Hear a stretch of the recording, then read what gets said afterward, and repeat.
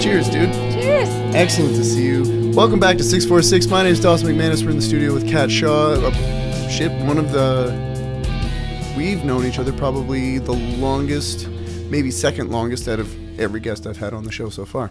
Who else have you had? Bob Barrow. Oh, yeah, okay, yeah. You've definitely known Bob longer than you know me. Only by a year, though. Yeah, I was going to say, it's close. It's very, very close. Just a scooch different. I think I met Bob in grade 10, and I met you when I was in grade 11. Sounds about right. So, yeah. I mean, who's counting? Yeah, stop reminding me how old we are. We're getting close to 40. I mean, no, not you, though. Because you're in the acting field and you must be younger. Yes. Super quick, thanks so much to Pet Rock for putting this out. Yeah, appreciate it. it. Thanks, Pet Rock. Yeah. All right, now that we got that out of the way. Taints are shrinking. That's a great intro. Right? Did you know? Did you know? We were talking about microplastics before the mics were hot and how the phthalates are shrinking the distance between your playground and your sewer, as Kat so eloquently stated. And that has a direct impact on the fertility of humans because plastic is an endocrine disruptor. To be fair, I think I learned that phrase from you in high school. That tracks. That tracks. I was a dirtbag then, and not much has changed. No, we just grew into bigger degenerates. Yeah, it's fine. Yeah. It was funny, actually, on the second episode of the show was SJ, or Sarah Jane Riley, as her artist handle goes. And we were talking about how she and I met on the set of one of your movies. Yay! And that is why she and I are now in a band together. So instead of the 6 Degrees of Kevin Bacon, it's... Everyone's got 6 Degrees of Katisha Shaw. Yeah, there you go. I love that. Yeah. And I'm so glad because I love SJ with my whole heart. I'm sure... During your talks with her and I both realized that we wanted to follow the creative profession literally the day together on set that we met. And we're like, that's it. Screw the corporate life. We're done. We're out. We're just going to be artists. And we've been white knuckling life ever since, but loving it. Right on. What set was that? Do you remember? I believe the little show was Bigger Questions or something to that effect. I forget the name of it. I don't think it's ever actually seen the light of day. We had fun, though. Like, we were absolutely ridiculous while we were shooting it. I believe, and I'm so sorry to the guy if I'm wrong on this, but I think it was his first ever venture into screenplay writing. Right. And we got David Joyce brought us all together, and we had a little moment, and we had a lot of fun in this tiny little backroom set where we were just assholes to each other through the entire thing. And SJ and I just laughed and laughed and laughed. And SJ has one of the most infectious laughs on the planet. Does. So her and I became best friends instantaneously and never left each other's sides. So that's how that happened. There you go. Well, it was funny because SJ and I met on Hunting Darkness, and from what I remember, I made a cannibal joke of some kind, which seemed appropriate for, not only my personality, but it felt genre appropriate. It did. And she was one of two people that laughed. You were the other one. Sounds about right. Yeah. I was like, I'm going to say something dark and twisted, and I'm going to check who laughs. Yeah. And those are going to be the people that I talk to. It was 100% a well-received vibe check because the rest of the vibe was off. Well, you can't win them all. No. And I had fun writing that tune. I was just going to say, you wrote like our title piece for it, and I'm still incredibly proud of it. And I can't wait for us to actually make a proper music video for it with edits from the original little film, because it went off and won a bunch of awards, including some stuff for original music, which we need to highlight because you did amazing. Well, thank you. It's funny, just on that topic, the original chunk that I wrote for that, I think was only 30 seconds. That's all we needed. And then somebody got back to me about making it a minute and a half. I was like, okay, cool. And then from there, once that part was done and I sent it off to you guys, I'm like, I was like, That's pretty cool. It is pretty cool. I should just finish this. Yeah. And so that's why it ended up becoming a full-length tune and actually made it onto the album and is now one of the singles that's out. I love that for you. Also, I love the fact that you are able to represent folklore from all over the world based on the creature that it's about. Right. So it's bringing representation and visibility to stories that typically people in North America might not have heard of. I'd never heard of an Oswang before. Me neither until we did it. And that was a lot of fun. And then getting to play an Oswang too and like detach from my body. I was like, what? That is so wicked. It's for anyone that doesn't know. Well, actually, Kat, why don't you tell us what an Oswang is? My understanding, and I'm sorry if I butcher this one, but my understanding is it actually comes from Filipino folklore specifically.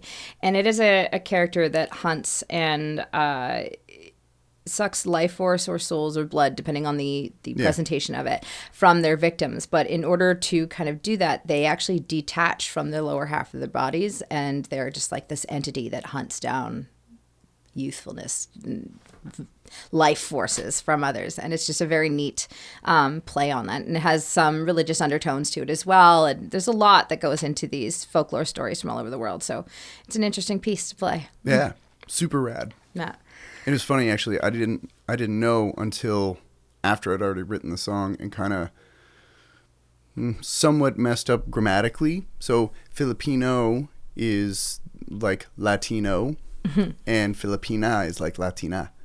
So lyrically, I screwed that up when I'm singing it. So now when I do it live, I say Filipina. Oh, you do? Yeah. Nice. Yeah. Which, I mean, I should probably go back and edit the track, but it's already released, and I don't want to. I'm too lazy. You don't have to. So I just do it live now.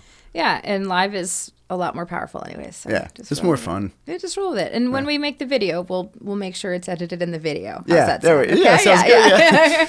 Yeah. And it's like really bad too. It's just Philippine. Is that a Canadian, eh? Yeah. Oh God. Whoa.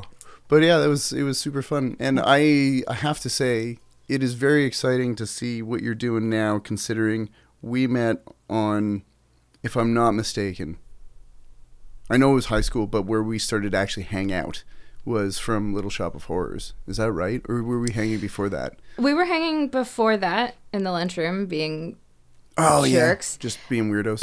Yeah, because we'd sit around and the group of us would like sing songs and make jokes and make fun of everybody around us because we were that type of jackass. Yeah. We weren't bullies, but we would just like, we would make fun of each other relentlessly. Yeah. Well, the zingers that everybody would get off on each other were great. God, yeah. And our timing at that time, too, was just like you couldn't catch a breath in our group. Like, we would laugh so hard we'd pee regularly. It was just a thing. And then the auditions came up for Little Shop, and we both went out and we both got cast, and they kept putting you and I in scenes together, even though you were playing the dentist and I was like one of the doo-wop girls, and then I also played your nurse at the dentist's office, and you and I have some of the most inappropriate pictures together doing that. I believe that. It's a weird thing. I'm kind of thankful that I had a house fire because we lost most of those, but a couple of those did show up recently when I had to dig through some of the archives for a show that I booked. It was like, send us some family pictures, and what do I find is pictures of me and Dawson. Yeah, baby-faced. Oh my God, we were so young and dumb, smooth in the face.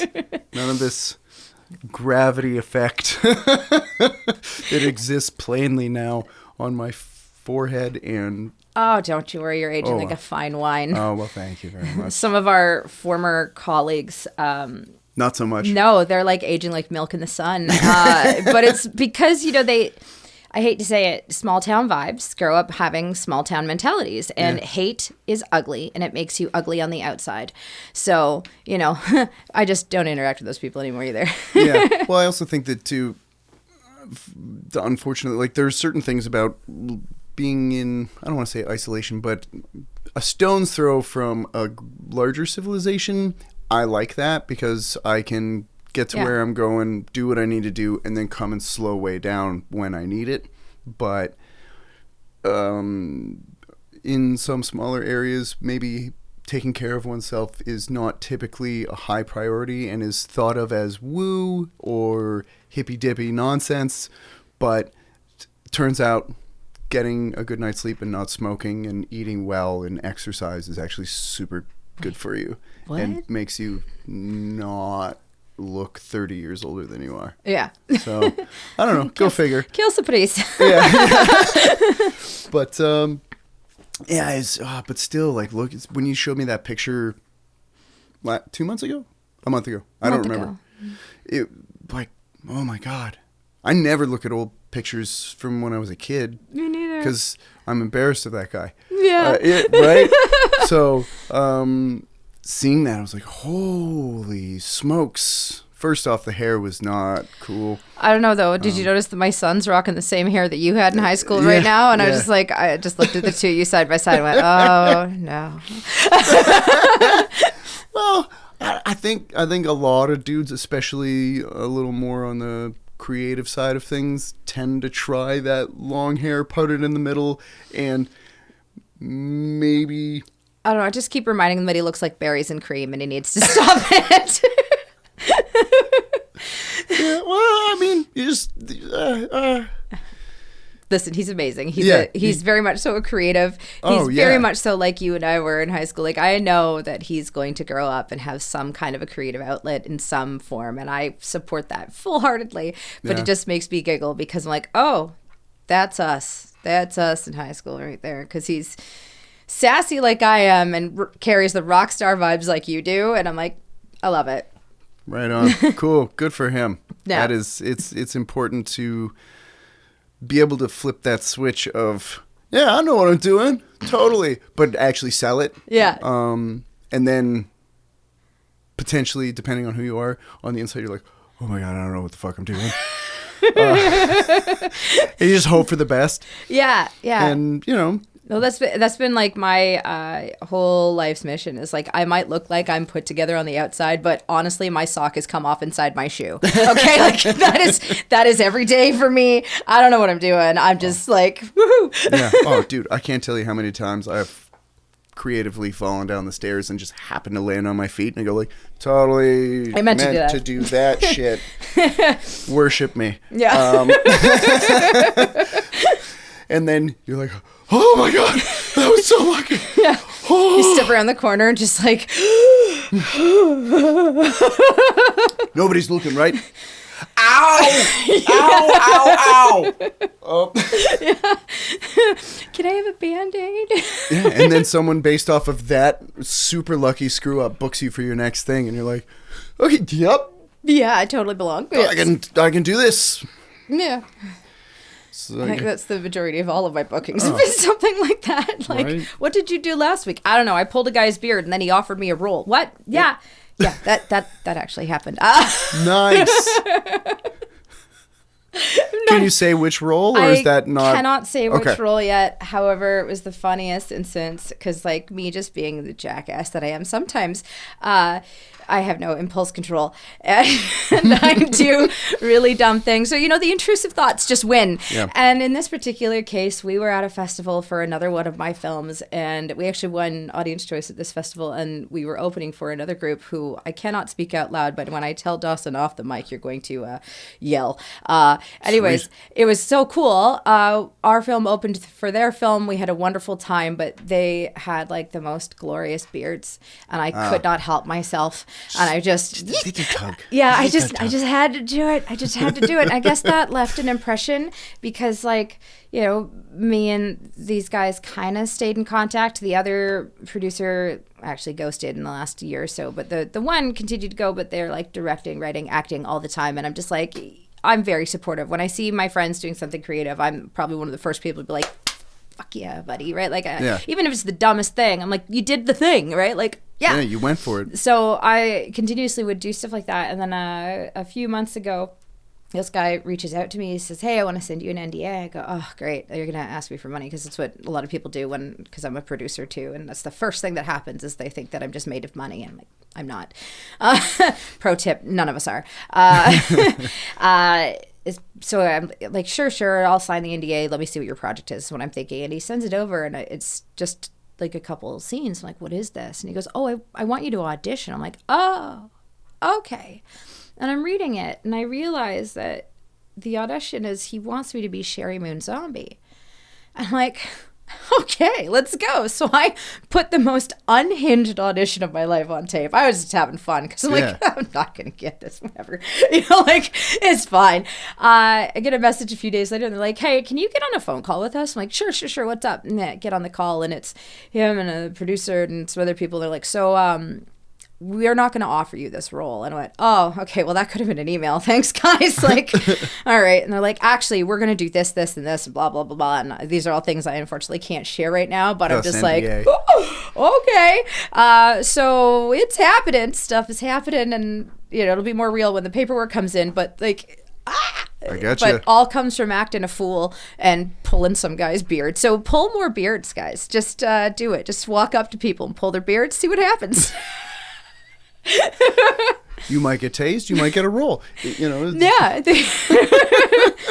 You never know what door's going to open. Yeah. Or something in between. The world's not black and white. Yeah. Just go for it. What do you got to lose?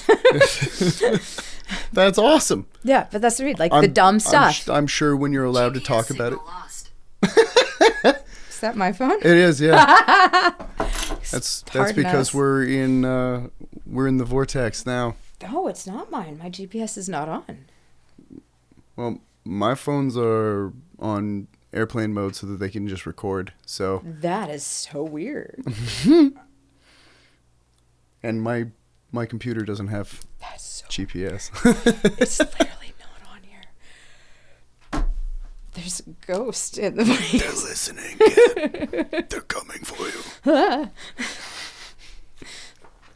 So, actually, real quick, you're an actor and a writer and a producer, which we didn't mention off the top. Oh, oops. That's okay. If people haven't picked up from context by now, there we go. That's what's happening. Yes. Also, congrats on Best Supporting Actress. Thank you. I was not expecting that one. So 2 days ago for Terror in the Bay, I was announced as a winner for Best Supporting Actress in another short that we made called Fishbowl, that we made almost 3 years ago now. So the fact that it's still getting love as a short blows my mind, because typically when you make shorts, I jokingly say they're for ass pats and accolades. You're never going to actually make any money on. Like, it's really just about showing off your team, what you can do, and hopefully it gets used as a calling card for more. And like, yes, these shorts have been used as a calling card for more. It has opened the doors for me as a producer and as an actor. I do have writing credits, but I don't count myself as a writer. I count myself as a script doctor. Right. Because if you ask me to write my own concept from the word go, I will stare at a blank page for days and cry. Right. If you hand me something and go, help, I go, awesome, let's figure it out. And I can usually work with people and get it to a place that feels more fluid or more human. And I run a cold script reading group specifically where I take unproduced works and have it done live by professional actors. So the writer or the producer or the production team gets to actually hear it up on its feet to see where its weaknesses may be, where its strengths may be, what can be finessed and what can be edited to make it stronger, and then hopefully move on. And from my understanding, because of that cold reads group, there's been something like 12 or 15 different projects have been picked up. Where they're at production at this point, I don't know, because I'm not the producer on them. But sure. I mean, I like hearing that other projects are getting some legs. It's up to them to make them fly, though. Of course. That's the Zoom reads? Yeah. You started that during the lockdowns, right? I did. And I have to give some credit. There was a group by Sophie and Rudy, who runs the Raw Actors Studio. She was doing that originally during lockdowns, and I got invited to it, and I really enjoyed my time with it. And then she kind of decided at some point that she was going to refocus her energies, and she didn't want to do it anymore. And I was like, hey, I'm still really liking this. I have a number of people that have scripts that they want to hear up on their feet. Let's just start doing it ourselves. And we continued to do it and grew the group to over 1,000 professional actors. And then twice a month we were doing 2 to 3 scripts altogether.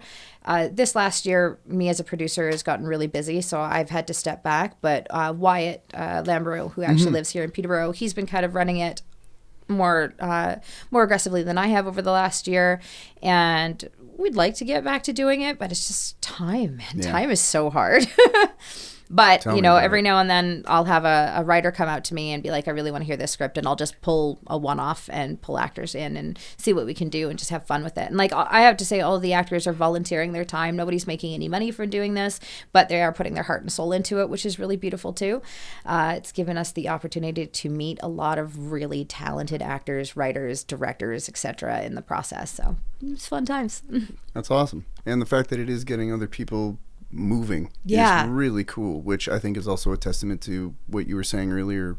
When you see people doing the creative outlet of any kind, you are a cheerleader. And, Oh, God, yeah. And the fact that you really helped build a community that does that, I think, is a testament to it. I've noticed that there's a few little spin-off groups that are now making their own shorts regularly. Great. And I'm just like so happy for them because this industry is so incredibly hard. No matter who you are, this is a very hard industry. I'm sure the music industry is just as bonkers. Yeah, probably in different ways. Yeah. I'm not well versed in the film industry, so Well, I I don't know. think I could be wrong here, but I think the music industry is a lot of time alone versus the film industry is we can't do it without direct collaboration. it depends on what you're doing. It's all case by case basis. Like the writing process. If you are in like an artist as opposed to a band, the artist thing is. If you are also a composer and lyricist, all that kind of thing, then yes, tons of time alone until Until it's time to collaborate. Yeah. Yeah. So my guess is there's a ton of crossover in like what the aches and pains are. Oh, for sure. But in terms of maybe I would think, just like a script writer is spending a shit ton of time alone. Yeah. And then goes, okay, help me, please. Yeah, Right. the difference is maybe not. There are some differences there. What I say is a scriptwriter can get super precious over a project and then actually get in their own way of getting that project made. Sure. And I'm sure, a composer, a lyricist, all of that would have similar issues. Yeah. But you can sit at home and make that piece of music yourself. Whereas a lot of scriptwriters can't just go and film it themselves because they don't Yeah. have the technical knowledge of it. And a film set requires so many people and so many moving parts. And a lot of even people in the film industry actually forget how important all of those moving parts are too. Like our PAs are some of the most important people on a set, and people forget that they exist. Yeah. Right? Like a PA is a production assistant, for example, and those could be the people that are running and grabbing you paperwork or grabbing you a coffee or sweeping the floors, or like they're doing all the things that are considered minor tasks, but a lot of the people at the higher end of this, or the upper end, I should say, I don't want to call them higher end, forget that they need that support network too. So Yeah, big time. I mean, it's very similar. I would say anyway. A PA is really, really similar to like a road manager, like somebody not just someone that. I don't know, a road manager isn't somebody that would book the gigs. That's more like a booking agent, obviously, just like in film. But then somebody that goes, this is where your parking spot is for this gig. This is either we can bring you this food or there's a place close by if you want to go get that. Hey, here's some water. I know you're busy trying to get your in-ear monitors mixed right now and you're probably thirsty. And it's, just those little things where a couple of minutes get cut off so that you can focus on something that is honestly make or break for the show is such a huge relief when you're not trying to do basically everything by yourself. Like when you're on those really entry level, just dive bar gig level. Listen, we all like to grind them out, okay? Like, don't get me wrong. yeah. I still love the grind of those, like, questionable sets. Oh, yeah. We're like, what the fuck are we doing here? But How many hats can I wear today? Right? And that's how you cut your teeth, right? And it's invaluable. So any young creative person doing anything, you're going to have to go through some shit. There's no way you can get even remotely adept at what you aspire to do without slogging through the trenches, unless you are a Nepo baby to the nth degree, and maybe you can cut the line a little bit. But even then, there's a time. I like to tell all of the creatives, be it in film or stage or music or whatever, do a day or do a season or do a show as every single role you possibly can. Yeah. Union requirements aside, but shadow in that role. So like on stage, I tell theater actors all the time, do one season as a stage manager. Just learn what it's like to be behind the scenes to take care of your fucking ass. Okay. Herding cats. Yeah. Herding cats. Yeah. Cats are nice. Yeah. But like do one season as a stage manager or one show as a stage manager. Same with on the film side. There's a lot of actors who have never, ever worn their blacks kind of deal and taken on that other side and had to be on the other side of it. I know a lot of actors who refuse to sit down and be a background actor for the day because it just hurts their soul. I'm like, you have no idea how much you get to watch when you're a background actor because you're invisible until you're not. Yeah. And you get to sit and you get to watch how the rest of that film crew interacts and runs and does all the things, because not necessarily do you have the opportunity to be on a film crew because we're highly unionized, but as a background actor you get to see every component of it. And yeah, you might think it sucks you get to watch other people act, but you're still acting, and background actors are still actually very important. Yeah. Right? It's just a different vibe for it. And I'll go out on a limb right now and say to career background actors, I'm super sorry that sometimes you get treated like shit on some people's sets because they forget how important you are. But you are so bloody important. We can't do this without you. So nice. Be out there. Yeah. No, absolutely. I mean, there are a lot of jobs across the board in pick your field. Yeah. Where someone is highly undervalued despite how important they are. Yeah, just integral to the entire process, whatever that role happens to be. Like it has to happen. Yeah. That person has somebody needs to plunge that toilet. Yeah. Otherwise you're just going to get shit backed up everywhere. It's a lot of shit. It's a whole lot of shit. And you can take that as a metaphor or you could take it literally if you want, but it needs to happen. Somebody's got to plunge that toilet, man. Right. You know, and I think a lot of people take it for granted. And I mean, also and I'm sure you've gone through this a lot as well, is fucking get a real job kind of. Oh my God. Every day I'm told to get a real job. Yeah. Every day I'm like reminded that, you know, acting is just a hobby. I'm like, if it's such a hobby, you do it. Yeah. Show me the lengths that you can go through. Let me see what you can put your body through to get there. Let me see what you can do mentally and emotionally to carry that role. Can you do it? How about over and over again? No? Didn't think so. So shut up. Yeah. Oh, yeah. Absolutely. Not you. Please keep going. No, I can yes and. I understand. You are a trained thespian. Wow, I do like that. No, sorry.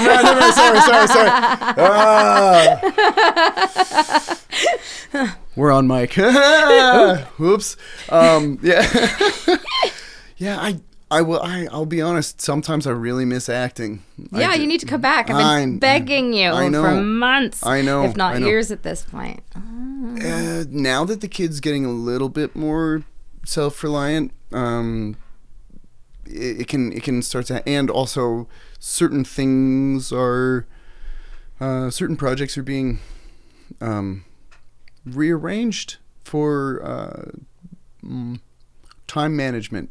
I'm trying to think about how to be tactful. That's a good way to put it. Time management. Yeah, I'm trying to develop my time management skills, which is also why these episodes are banked like weeks and weeks in advance, and then I just dump them all into the scheduling thing, and they just come out so that I don't.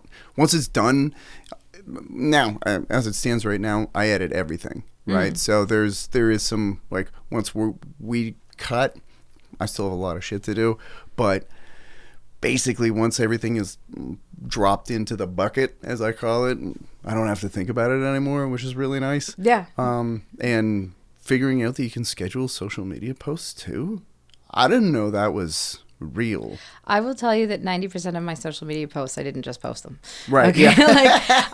My former corporate job boss used to get really mad because I would literally be sitting in the office and he would be somewhere else, and a post would go live and I'd be like at a concert and he'd be like, "Why aren't you at the office?" I'm like, I am? Like, I'm still doing your work for you? Yeah. Okay.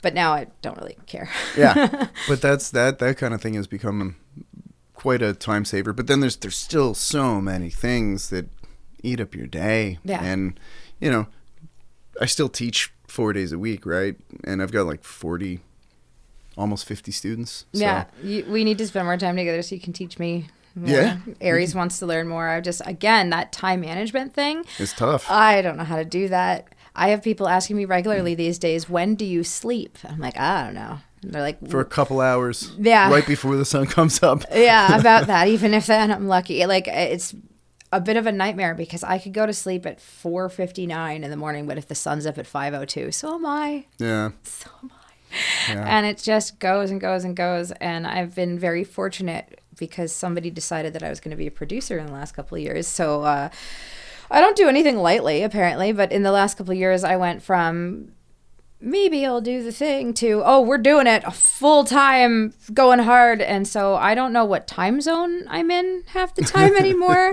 I did around the world in 80 days, but it was more like 32. Right. I just, from country to country, place to place, I need to be left, right, and center. And then I fly home, I'm on set for something, and then I rush off again. And yeah, you were just out west, right? Yeah. This last round, just to give you an example, since before TIFF, like the Toronto International Film Festival, sorry. It's okay. I don't want to baby it for anyone, but just in case, because I've said TIFF a couple times lately and people look at me like I've got 3 heads. So before TIFF, my business partner and I and our other partner, we host 2 events during the festival, typically. These are massive events. Dawson came and was very uncomfortable. I was like, Dawson, unpucker, you're fine. Continue. I'll explain in a minute. I just had to make. Yeah, no, you're not wrong. But our one event is called the Young Filmmakers, and it is specifically designed because a lot of film festival parties are unobtainable by most. Yeah. And my partner John made this party 25 years ago because he made a film. It got into Cannes, and then when he was attending TIFF stuff, he couldn't go to any of the events, and he was like, "What the fuck?" So this is stupid. The gatekeeperingness of the whole thing is really dumb, considering our industry is so highly collaborative. You never know who you're going to bump into, whose elbows you're going to rub, that kind of stuff. And our industry is less not what you know, but who you know. So these networking events might sound obnoxious, but they're so key because it's about being there not only for yourself, but being there to support your peers and being able to interact and network and engage, because you never know how things are going to go down, quote, like case in point, me pulling that guy's beard at another festival. Right. Okay. Like show up for yourself, show up for your friends. Anyway, so I'm kind of on a little bit of a tangent about TIFF. So 2 weeks or so before TIFF, I go to Toronto, and I actually live in Peterborough, but I go to Toronto and I start the process. And we've been planning and working the party for about 8 months prior to this, because there's so much lead up, booking the entertainment, making sure our venues are there, getting all our sponsorship, blah, blah, like it's a lot. But I go 2 weeks before because not only I have to handle the parties, but I also have to handle the fact that I'm a producer. So organizing all of our meetings, our exact planning, like I don't have a minute's break during TIFF because this is home festival. This is home turf. So This is a marathon for me. This one is a rough go where I need to be trained, prepped, and ready to go. Okay. Yeah. Like this is my Olympics. So I go 2 weeks before. I'm at TIFF this time for a week and a half. I then leave for Austin to go to Fantastic Fest because our other film, Sunset Superman, aka Don't Mess with Grandma, is premiering.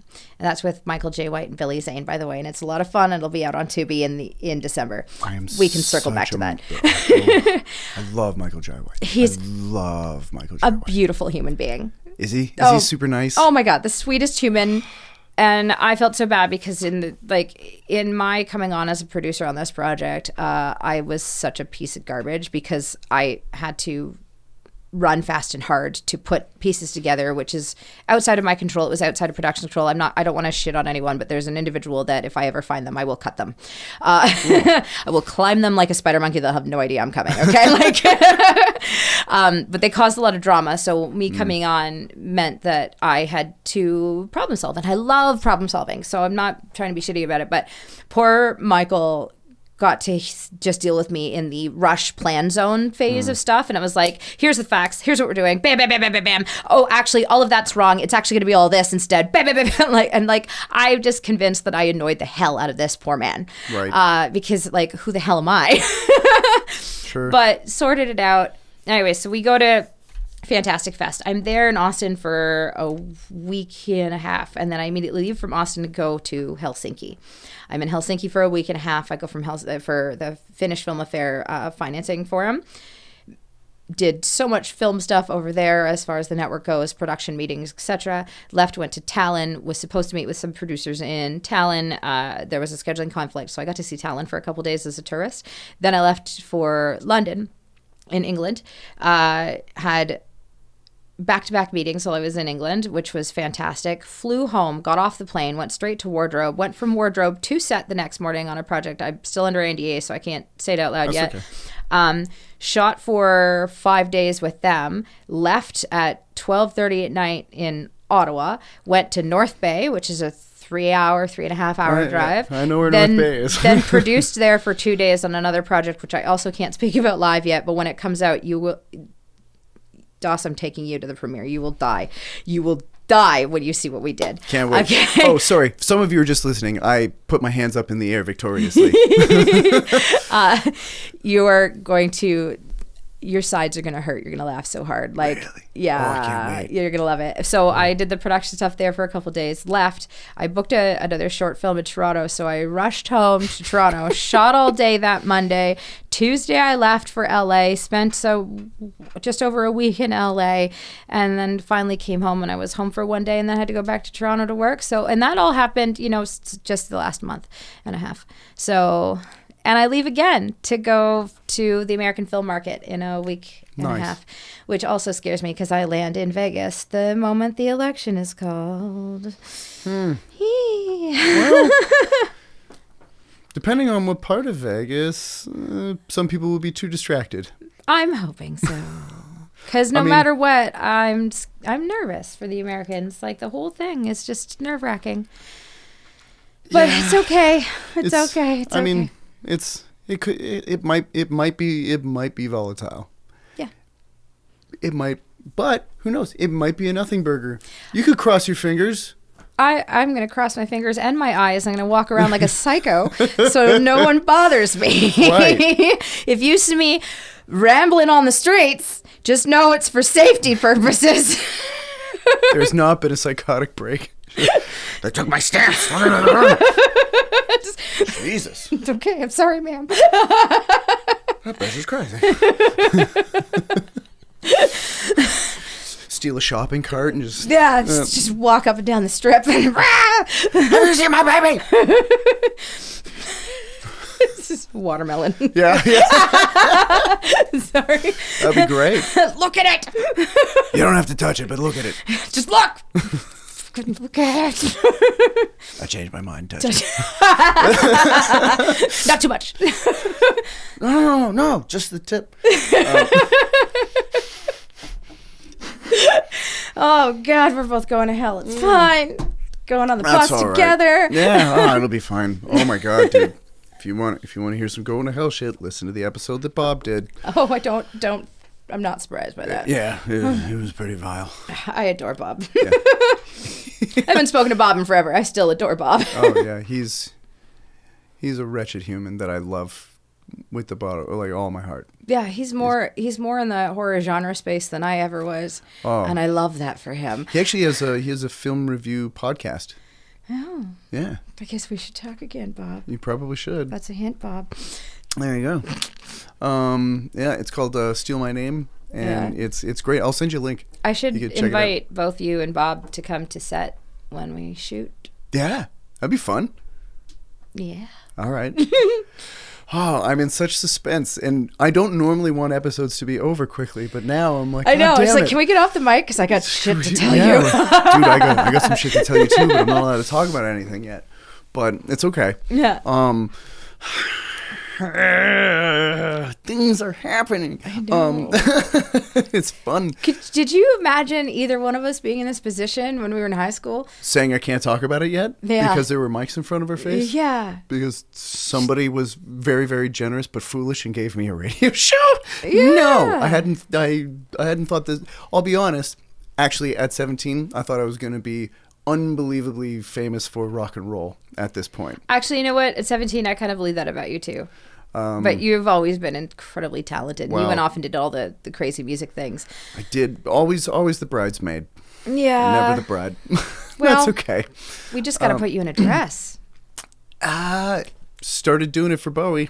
I know. It's, well, not a dress, but it's incredibly tight leather pants and feather boas. Listen, there is nothing left to the imagination when you do the Bowie show. Yeah. I know listen, I've known everything about you for a very long time, but now I know everything more against my will. Yeah, and against my leg. Sorry, that was gross. But it's not wrong. And what's funny is you have a dedicated fan base of some of the weirdest people that show up to your shows other than me, because I still show up to your shows. But some of them I'm just like, Jesus. Okay. Played a show last weekend, and this lady comes up after the show. She puts her arm around me and she goes, I really enjoyed your physique. I thought she was going to say the show, but she says your physique. And then I was like, oh, thank you. Was she making eye contact when she said this? So she had her arm around me and was like digging her nails into my oblique. And she's like, I really enjoyed your physique, upstairs and down. I was like, thank you. And then she proceeds to say, well, I'm 80, not fucking dead. And I was like, all right, someone come get their Mima. yeah, oh, dude. She wilding out. Oh, she was a spunky old bird. Also, I kind of love that, because like women when we're younger, like if you don't know that women are just as horny as men at this point, like you are, I don't know what rock you live under, but please stay there. But also, I love the fact that after the age of 30, I swear that we all just stop caring. Because what do we got to lose? Oh my God, he might like, fuck off. Okay, just say the thing. And also, don't say the thing, because sometimes that's an inside thought. Don't spit your water. Sometimes. I'll swallow like a good boy. Yeah.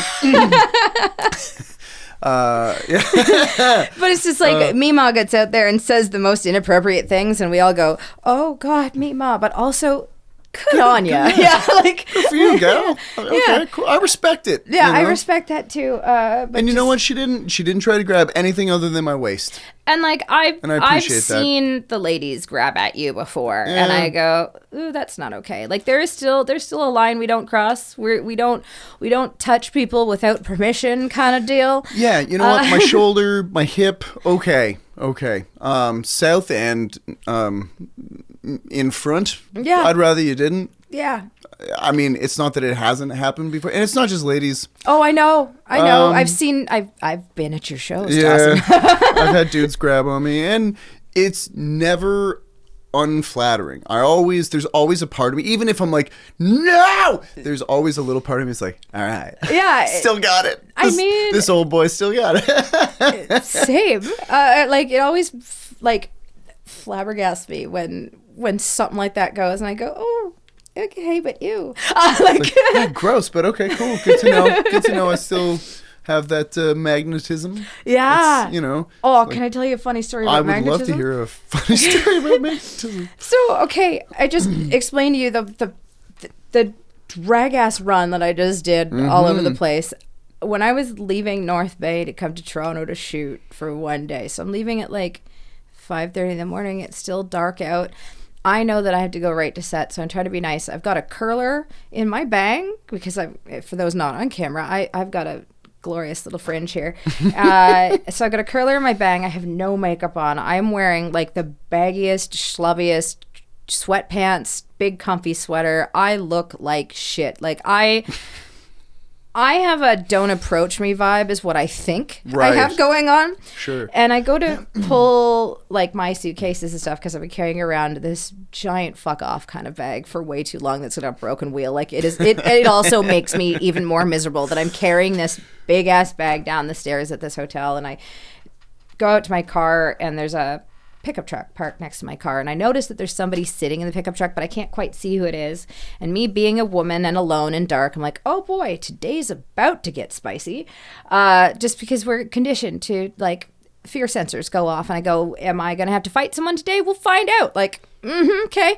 So I throw my bag in the car, and I know and I can feel that this person is watching me.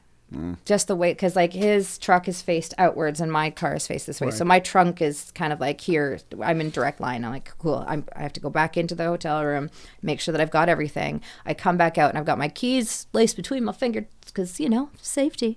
And this guy unrolls his window, and I swear it is a child. Okay. Like, to me, 20-year-old boys are babies. Okay. Yeah. And he goes, hey. I go, hi. He's like, are you on WhatsApp? I'm like, yeah.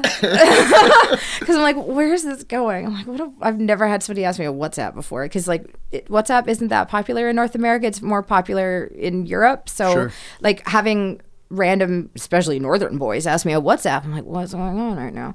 Anyways, he goes, oh, he's like, was I talking to you on WhatsApp? I'm like, oh, he's here for a hookup. That's cute. I'm like, no, you definitely were not talking to me, buddy. He's like, can I talk to you on WhatsApp? And I stopped my tracks and I turned and I looked this kid dead ass. I'm like, why would you want to do that? And he got all flustered, and I was like, oh, honey, go home to your mommy. Yeah. And I got in the car, and he's like, why? I'm like, I am too old for you. And I drove off. I was like, what? I'm like, yeah, it is too early in the morning for this bullshit. But That's awesome. I'm like, I look like shit. What is happening?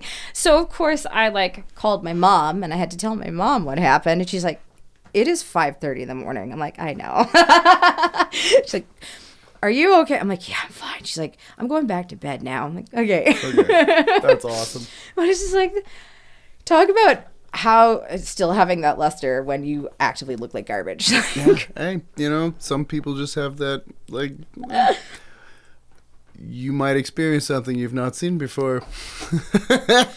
Just say hello. Good morning. I'd like to fuck a goblin. Yeah. I am quite certain, without really any investigation, but it's not hard to assume that there are multiple websites dedicated to just that. I mean, if you even have a fleeting thought about something ridiculous, it exists on the internet. People are spanking it to that. Yeah. Right now. 100%. As we talk about it. Good for them. Yeah. And not just goblins, but their feet. Yeah. Oh yeah, bunions. Sorry. Love how that toe hooks left. Yeah. Listen, we're not about to kink shame, but I will call PETA. Oh, my abs hurt. This is why we're not allowed to hang out, Dawson. I think we should more. Oh my God. Nice. Yeah. The animal fucking is weird. Yeah, that's not no. I have questions that don't need answers. Okay, nope. Yeah. You know what's great to find out as you get a little bit older? Turns out I'm incredibly vanilla. Always thought I was a degenerate. I was gonna say, for the mouth you got on you. I know, but like, I mean, I don't say their names on air, but I've been married to the same woman for a very long time. We've been together since high I love school. dearly. Yes. Yeah. If you weren't married, I steal her. She's mine. Yeah. Well, I know she's not into that, but I steal her. She's mine. And, you know, it's like, same lady forever. I mean, we do what we consider spicing it up. But then you talk with your boys and they're like, that's it? Yeah. You're like, why? What are you doing? And then they, they share. There's like, oh man, we like spit in each other's mouths, and I'm like, that's gross. Yeah, no, thank you. It's like, why are you doing that? Yeah, no, It's like, thank you. Don't you love each other? That's just disrespectful. Yeah, that's not love. That is.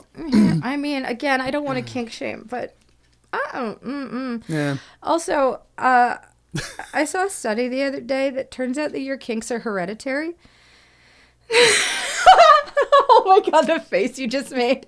Fantastic. You know what that feels like? It feels like when you piece it together when you've been stealing your old man's porn. And every time you pop it into the VCR, it's been rewound to the same spot, and it takes you years to figure out that that's where he's been nutting, and turns it off. And you're like, huh.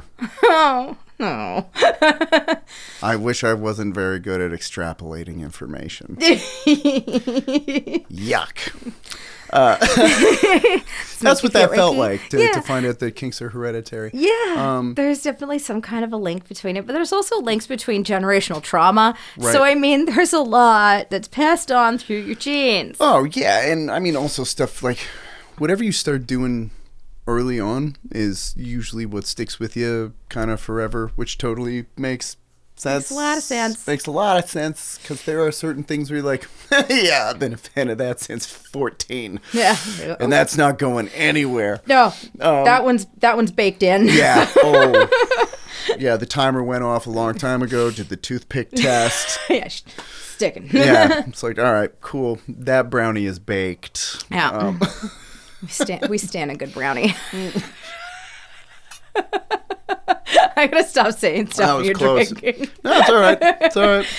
It's a good thing that you've got the fuzz on your microphone, because yeah, well, it's not very thick. Uh-oh. Yeah, actually, it was pretty sweet. I got this secondhand, and it reeked of tobacco when I first got it. Yeah, like stale ass cigarettes.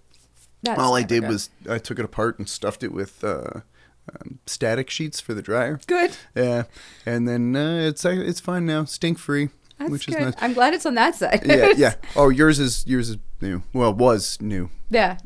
Some time ago now. It's Fair enough. yeah. You've done enough of these now. You're having fun with it. Oh yeah. What episode are you on now? The Cat Shaw episode. Oh, okay, fair enough. I was thinking number-wise, but I was too, but enough. 14 or 15. That's good. It's a good run. Yeah, it's not bad. We'll have to do this again in a year. See what's changed since then. Oh yeah, Because well, then we can actually talk about all the things that we haven't been allowed to talk about on this show. right, and then there will be other stuff. They're like, I can't say anything on mic, but just wait. But just because now you've got the follow-up to all the shit that we just talked about, the next things are going to be even bigger. Oh yeah, I would hope. If not, we both fucked up. Yeah, something's going on. If the things It's of a Trump- call for help. Yeah. I need an adult. Yeah. Absolutely. Oh man, I keep playing with the ponytail. I have to wear the ponytail, otherwise the kid won't put hers up in it.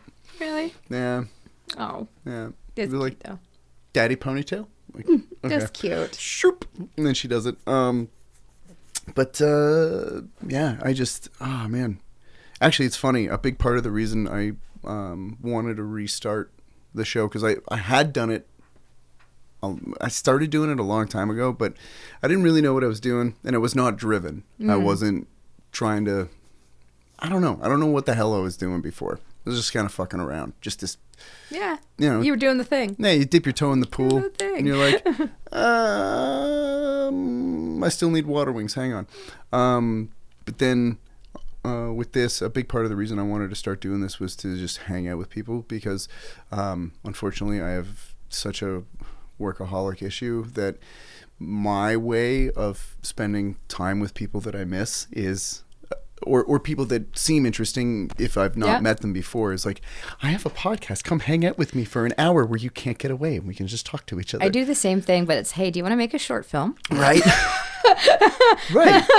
So come work with me, and then that way I have an excuse to hang out with you because I like you. Yeah. And then we're like, we could do festivals together and see each other again. Like, you know, if your mom says that you can stay over, my mom says that you can too. Like, we might, I mean, who knows? We could get Goldeneye. We don't have to commit to anything. I'm just saying, maybe pizza, and like we could get some Jolt Cola and some. Oh my God, I want to play Goldeneye right now. Right? So bad.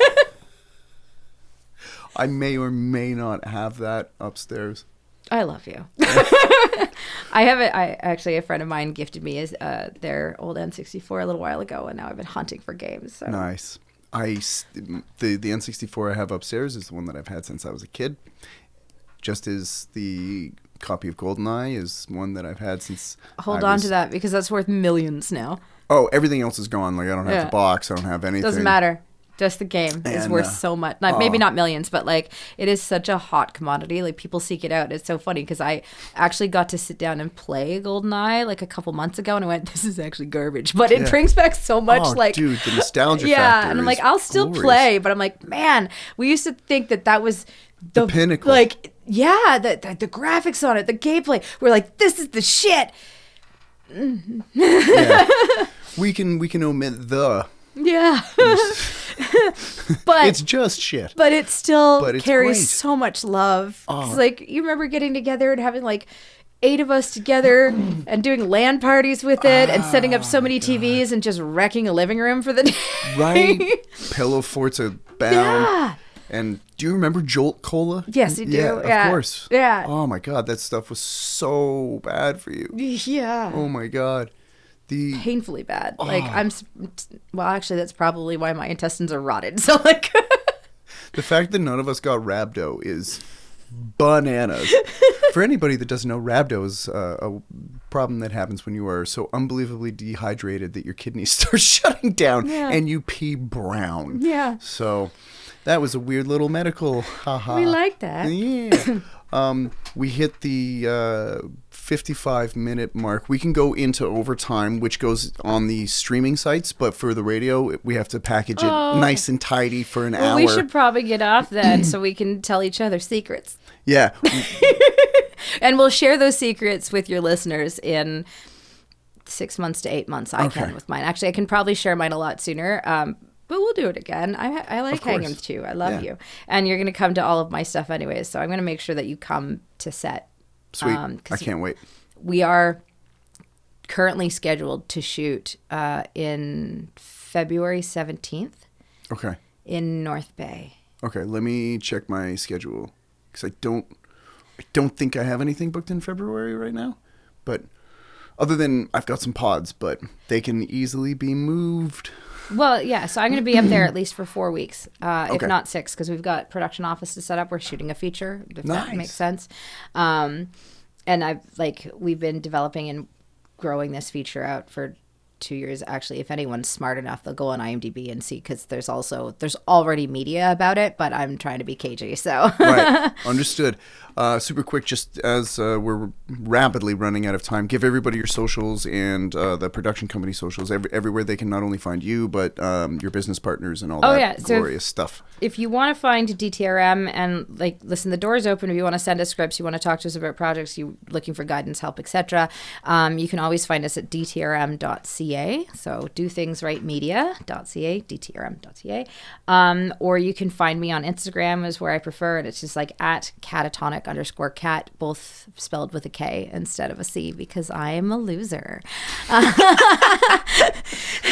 I would have gone with fan of alliteration, but that too, but it's a thing. Right. No, it stuck since high school, so it's still there, and we're gonna stick with it. But that's how you can find me directly, and I'm approachable and fun, and don't really care. I'm not one of the gatekeepers in the film industry. I'm happy to see people grow and do the thing. You're one of the gardeners. Yeah, and I like gardening.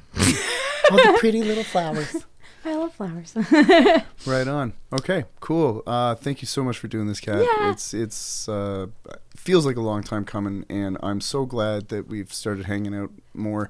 And one thing that's actually really cool, super quick, fun fact, Snapple fact for anybody listening, the gym that brought us back together is World Championship Martial Arts, which is really cool because we hadn't seen each other in quite a few years, and then we ran into each other in a Muay Thai class.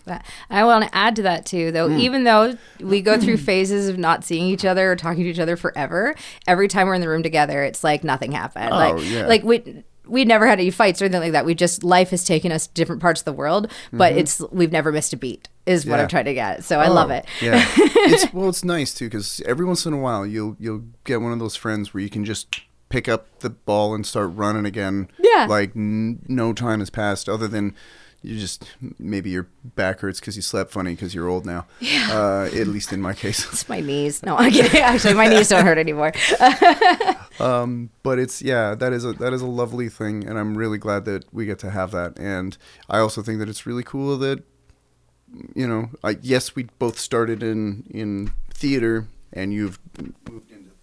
There goes my mic. There we go. You've moved into film. I've moved into music. But the fact that we can still get together and hang and have a great time is...